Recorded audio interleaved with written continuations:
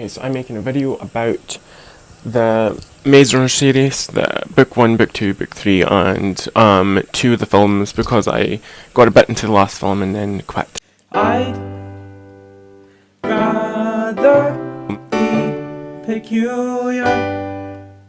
So basically, I'll start off with my ratings of them. I give the first book 5 stars, I would give the second book 3.5 stars, and I give the fourth book, the third book, or, okay, highest, lower, a wee bit higher, but still lower than the first. That's what I would rate them. I'll start off with the first gen. I really like the first gen. I mean, there was parts that was just like, I hate the way you're describing that. I think the whole thing that they forgot their memories was a big part of what made that book work and what indeed made the story work. It's an interesting thing. I feel like the character dynamics in it were not very specific. If you come saying, like, it was sort of like, in my mind, like, it doesn't really matter who the characters are speaking to. It kind of felt they were just speaking to the same person. Like, the dialogue was always very similar. In my opinion, it was a long time since I read it, so and that's just kind of thoughts coming to me. I think that what I liked about it best was it was one of the few books I read with a male protagonist. Also, as a male author, and I feel like because of that, it was written in a different way. For example, I've not read that many books. Like, I've read a good few young adult books. I've read like a few, right? And I've noticed with the male authors I've read compared to female authors that the male authors describe physical features less. I don't understand why you would imagine it'd be the other way around. Maybe it is, but I'm just meaning like, I'm thinking about Scott Westerfeld and James Dashner. I feel like their descriptions are very, very, very vague. Like, they'll describe sometimes the character, but it sort of leaves you to the imagination to kind of make up what these characters look like.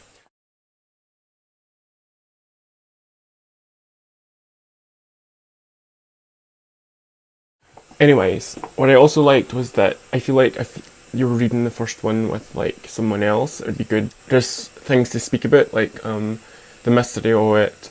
They've got the rain words and it's silly and it's to me a bit overused, but it's like, I liked it. Also, I liked the whole dynamic of the grievers, the whole maze thing that was done like really good. I loved the idea of that. It was really really interesting and fun. I loved it. It's great. I really, that's what I liked about it. Kind of the maze itself was made the book good in my opinion. Like, the characters was okay. I think what was interesting about the characters is that they weren't very archetypal, if you come saying. They weren't like, I'm the sassy one, I'm the funny one, I'm the calm one.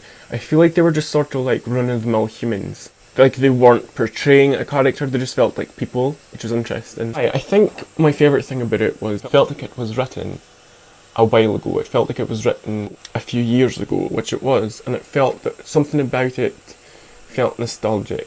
One of my favourite scenes, and I'm not sure why, was when the sky turned grey and the maze stopped closing at night, and the grievers come in and like they were waiting in the like hut thing, and they weren't sure what was going to happen, and they were like, for some reason that was like my favourite scene. I don't know why. Or even though they were not like super like close in ways, like I feel like it really felt like a sense like something like that. You're very much a part of a team when you're going through something like that. So I like that. 5 out of 5 stars, and that seems like really high, but I give it 5 out of 5 stars.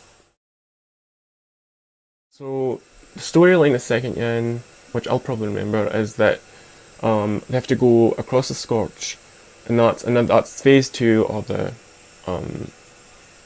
what's it called, the Telzone experiment. The second yen, what I thought was interesting about that was how casual Wicked, and that's something I liked about the series in general, is like the villain is called Wicked. Like, just something about it just felt nostalgic for some reason, even though I never read it that long ago. But how Wicked in the second book, they were just so nonchalant about revealing their plot. They were just like, oh, we're doing the brain scan things. Like, at the very start, it's like not much was revealed, but the little they did reveal was revealed in such a way where it seemed like they were just giving away information really, really casually. It was really strange. This whole thing with the Scorch, pretty simple storyline. So that's phase 2. So they have to go across the Scorch. Now, what I liked about this was that there was another maze that was all female. The Theresa equivalent was artists. I liked that. I liked how they had their own words. I thought that was cool, and like they had their own like thing going on.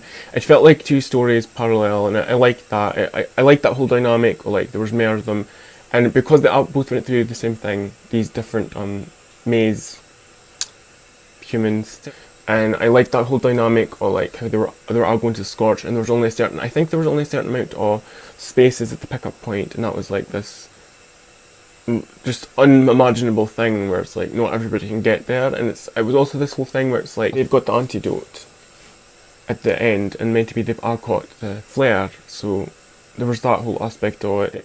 I'm just going to skip right to the end. At the end, I really liked the end where it was sort of like updated grievers that were like humanoid grievers, and they had to burst the light bulbs. I thought that was interesting, and I thought that was well done. That was satisfying, a satisfying end. The last yin I thought was good. I didn't come to think about it. I think that the last yin done everything that I sort of wanted. And I didn't think Maya wanted it to happen like that, but I just kind of did. Things that I never liked is that Teresa died, Newt died, and the Maze Runner series doesn't preserve main characters because they're main characters, and I understood that, but I feel like it was over the top in the last one. Like they just like main characters were just out. There was like a lot of loss, and I mean that happened in the second intake. So I never liked that. I also was not big on the whole Brenda storyline. I was hoping he would end up with Teresa, but I didn't even ken why. So through the whole third book, I was hoping that like almost go full circle and they would end up in a similar sort of setup to the Glade. And I loved the bit where they had to go back to the maze to get the immune people. Like they were hidden in the maze. I liked that. Also what was really chilling was how they wanted Thomas's brain. That was so chilling. Like this is terrifying. Like that is so horrible. I really felt bad for him. It was just so horrible. It made me feel sick. It made me feel so bad. And when it worked out, I was relieved. But it's also like it's a sadness because so many folks died and it was just horrible. But anyways, huge tangent there. So they went back to the maze, and no. So Gali is not dead, and he was working with the Right Arm, which is like the rebel group, which is overdone, I think. I understand why they add that as a plot device, because how else is like these young adults going to take down like a huge organisation? But there's something about it that's just like overdone, I think. But anyways, like the part where Thomas convinces Gali to join him to rescue the other gliders, because he realises that the Right Arm aren't the best, and then Gali says okay, and that's when I cried. I think that was the first time I cried in that whole series. I think it was just because like there were enemies up until that point. They all lose so much, and then any familiar person that where there could be any real love there, where there could be any real friendship there, is so valuable. And again, in that moment, that's when I regret, because there was just tension up until that point, so much tension with the whole brain. Them wanting his brain, so much tension, and that sort of like burst the bubble a wee bit.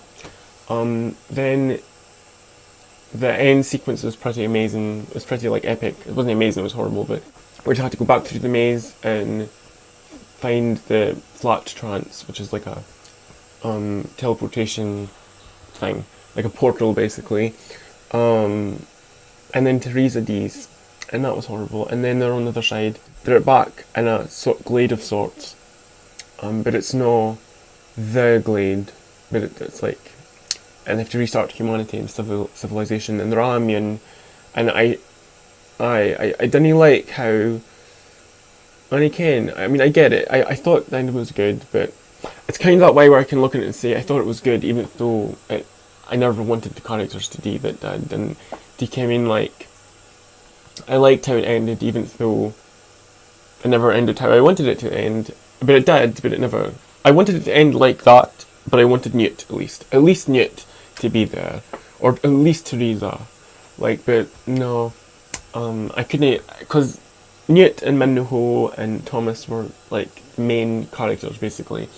They were sort of like the staples, and it's just like that's broken. And to me, it never felt full circle because of that. So, as far as the films goes, the first film I thought was great. It was like, it was so good.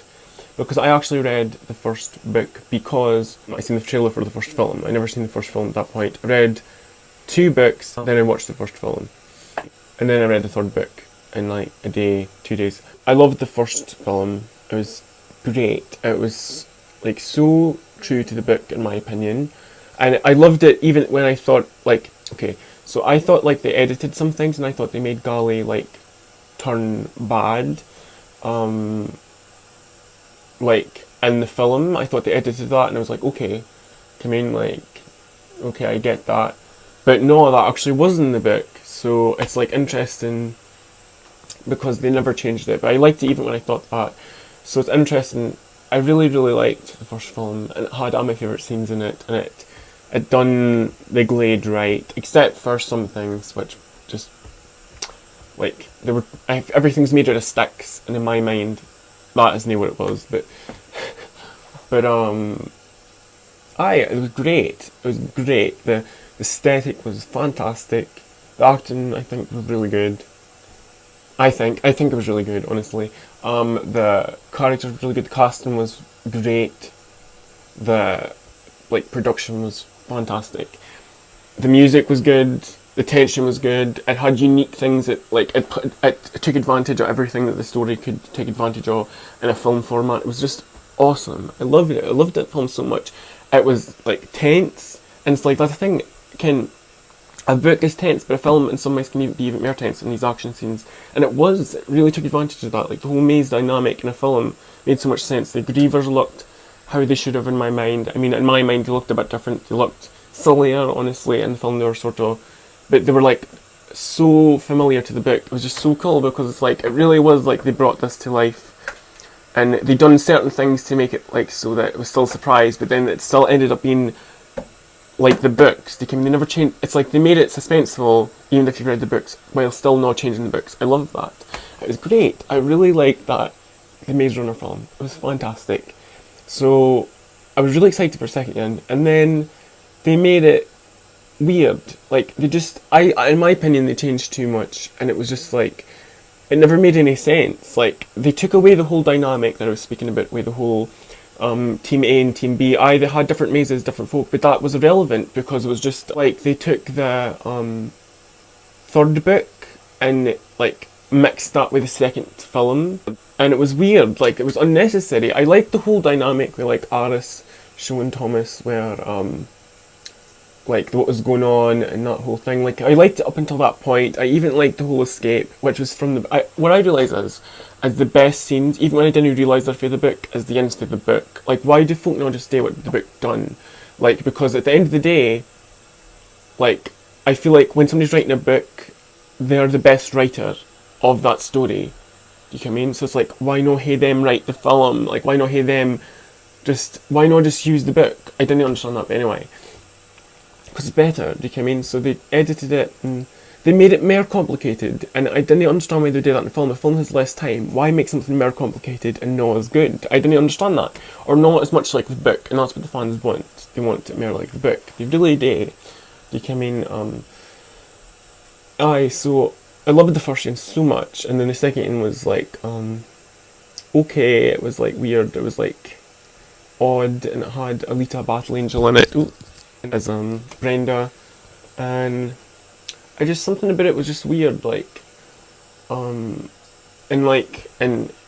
Teresa turns full on bad. She's well, and to be honest, in the films,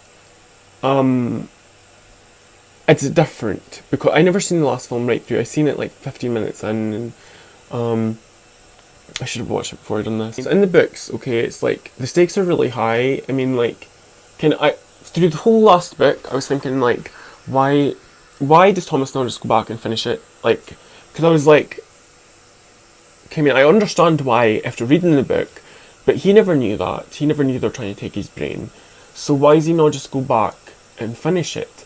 But it's in the films, I didn't understand why they didn't go back at all. Because the woman in this right arm place shows Thomas that his blood as an antibody that can slow down the progression of the flare.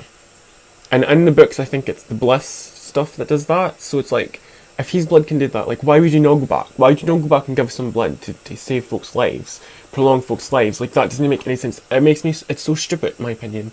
So I really agreed with, like, Effie. We, really agreed with Teresa in the second one, because in the second film, because it was like, why are we trying to escape? Like, they need our blood. That's not that hard for me to understand. But with the whole brain thing, I understand that. Like, I mean, that's murder.